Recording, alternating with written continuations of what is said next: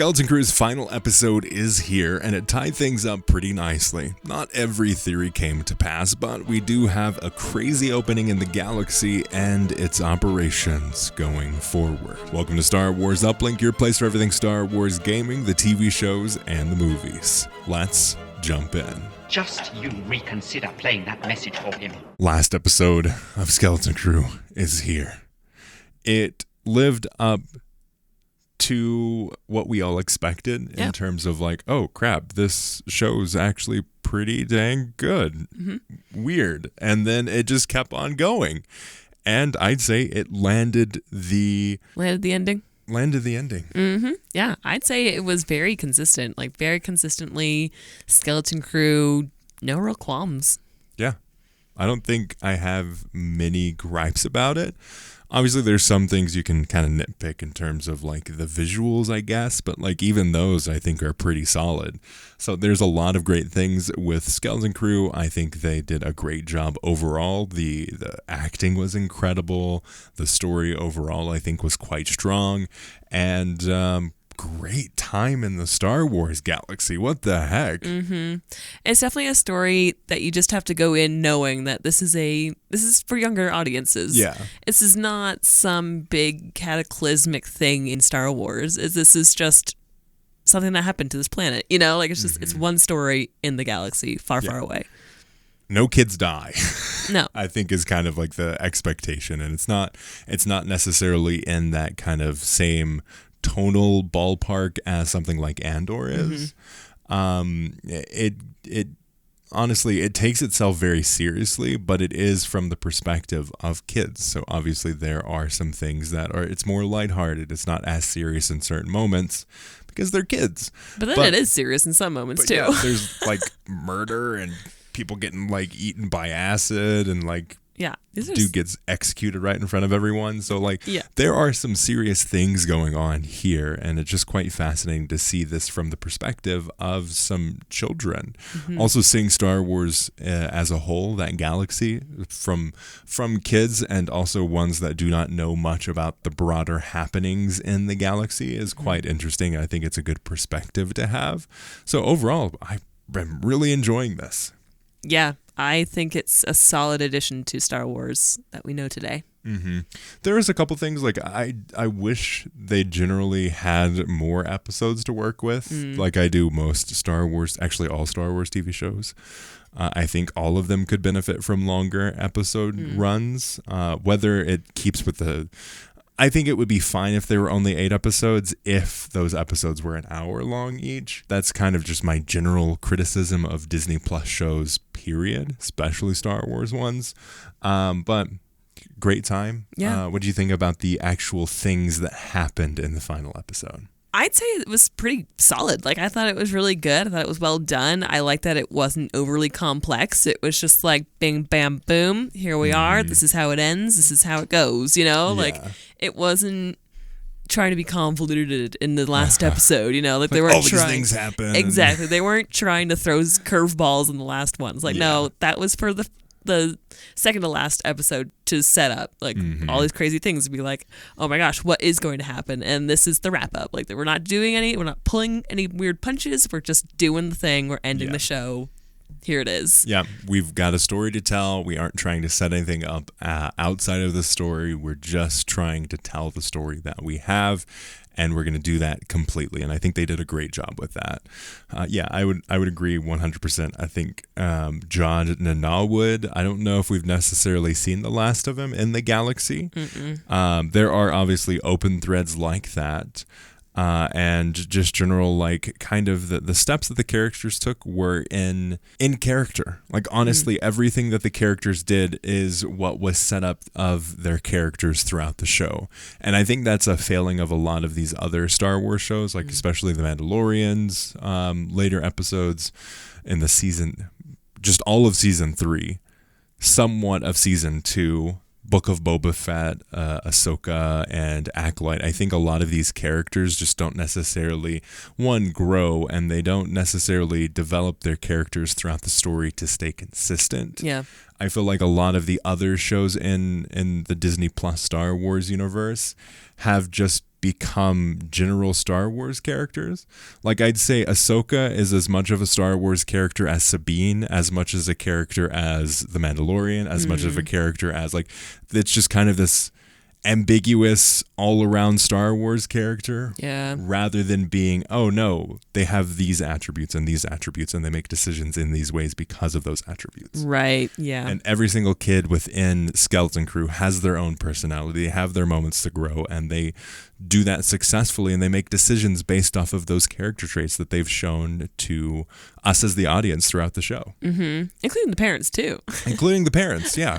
I think that was an interesting direction that they had of, like, obviously, if you are in this specific world and you're doing things in a very specific way, you're going to have reactions in these set paths. And if something comes to happen that is going to just completely disrupt your whole way of living, of course you wouldn't be motivated to pull the lever. So I love that aspect. Like, everyone is their character in great ways. There comes this moment at the end, and I'm not trying to like spoil anything, but it is the end. So where you been? We can transition into spoilers. Okay. I just want to talk about the very end, just to start off, where they've destroyed the barrier. And then we get this like moment of peace of like everyone looking at the stars. And me and my adult brain, I'm like, this planet is like naked. This planet has so much gold, so much wealth, and there's nothing here to like save it. Like there's nothing here to protect it. There's no weapons, there's no nothing. And that's it's an innocent out in this dangerous world, and you're just like, what did we do? I think that's ultimately the core of what they're trying to get at with this show is like that perspective of innocence within a galaxy.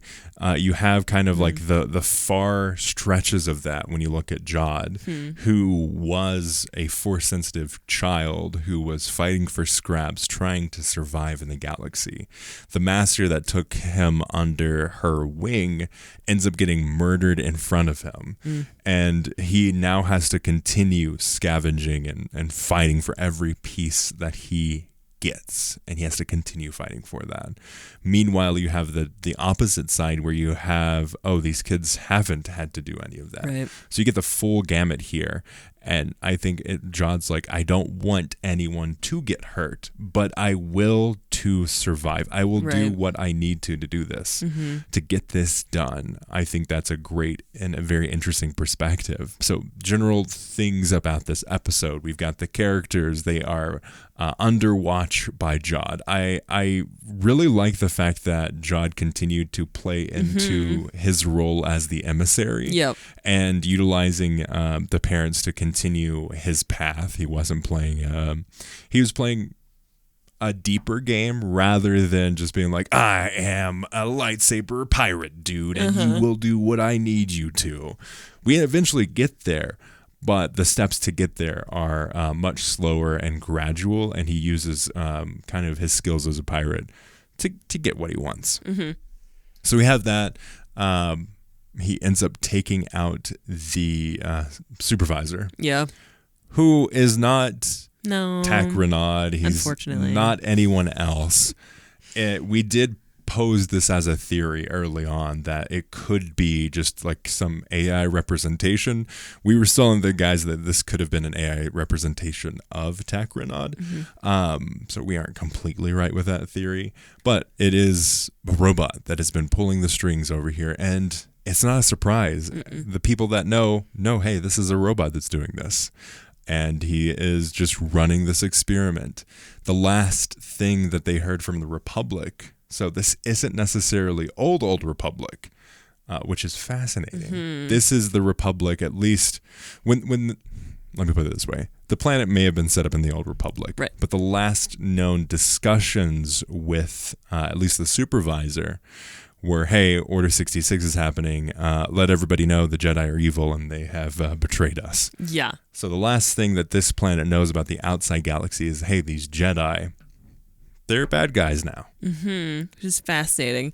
And did you catch the robot supervisor saying the Palpatine line of been watching your career with great interest. He said it. He said the thing. I was like, oh my gosh. Did Palpatine set this up as like a money grab for him for like later or something? I did not catch that. That's so funny. But yeah, like you have this robot that's taking over and just running everything, keep basically having a surveillance state over this entire planet as they continue their great work, which is creating money in theory. I do wonder if like the great work that they're actually told is much bigger than that in terms of like they're doing this for these certain things, but we don't get any answers, and I don't know if we will get any answers in that front. So it's just kind of like an open thing of like what exactly is the great work? Probably not just money. There has to be something else with that, but who knows? We probably won't know, but it is interesting to think about. So Supervisor gets killed, power outage, all the characters now realize, hey, what the heck's going on? Pirates start to enter, and the kids scheme up a plan. Fern and the mom are trying to figure things out. Fern's mom is just like, we need to keep this stuff going. Let the pirates pillage everything. We just need to make sure that we're protected from the other things in the galaxy. Yeah. Which is a fair concern. On brand.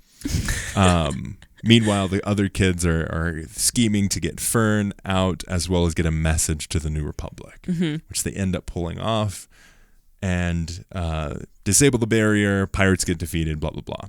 The real thing, and the thing that I really want to talk about, is what happens next. Because like you were saying, this is a planet within a galaxy that is built against everything that this planet stands for.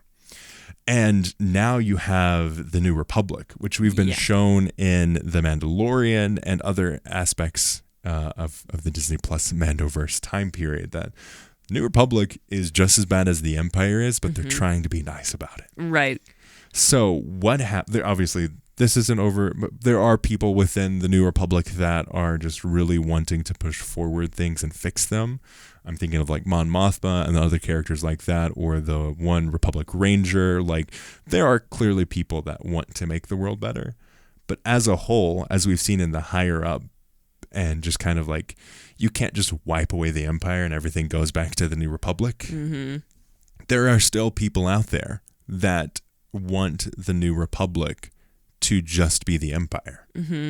So when this planet, a New Republic or an old Republic mint, comes up available, there's this whole society that has been separate from the galaxy for hundreds of years. What happens when that planet that has 1,139 vaults? Yeah. What happens when word gets out about this planet? Are they going to continue operating in their specific goals, even though that the credits that they're making have been outdated and are much more valuable now? What does that look like when that moves forward? At-Aten has been held as this treasure planet for literal centuries, and now At-Aten is available. What happens next? That would be a huge get from the remaining Empire remnants. If you are one of like the Imperial remnants and one of the leaders of those remnants, you hear At-Aten's available and the New Republic just found it. There's probably some motivation for you to move things forward, because you still have to pay to make all those ships. You still have to pay the people to work for you. I just think it's so fascinating. This kind of like, with the opening of the barrier, they've also opened up so many different things to happen to this planet. I mean, first of all, At-Aten's never going to be the same. No. At-Aten is never going to be At-Aten anymore. Yeah. Whether it's some old remnant of the Empire coming in, trying to take what they can, or versus the New Republic coming in, trying to take what they can, everyone's going to be grabbing at this planet and tearing it apart. There's no way that this poor little innocent planet is going to come out unscathed. Yeah. Sadly, it's like I almost feel like this planet is going to become a Jod. You know? Like where you were young, you had these hopes and dreams and innocence, and then the barrier came down and you were out in a wild world stuck in a little hole, just trying to fend for yourself until everyone came and dashed your dreams and took all your things. I feel like this is going to be the pillaging of a sad little planet. I do wonder, what's the end goal here? Clearly there's going to be some repercussions within the galaxy as a whole. There's tons of money that just has entered the population, in theory, or a surplus to the New Republic at the least. What are they going to use it for? Could it be an effort of Palpatine? Because apparently he's still floating around this time frame, building his background infrastructure and his army. What does it look like for this massive amount of funds to enter the galaxy with a population that just does not know how to protect itself, because it's never needed to protect itself, and it's never needed to protect itself mentally from any other outside force, because they've had a robot deciding everything. So what ends up happening here? And I do wonder what the efforts were ultimately for this planet. I think clearly there were seats in the supervisor's hall. I don't think it was originally built to be run by the AI person. Yeah, I don't think so either. I think it was probably the supervisor.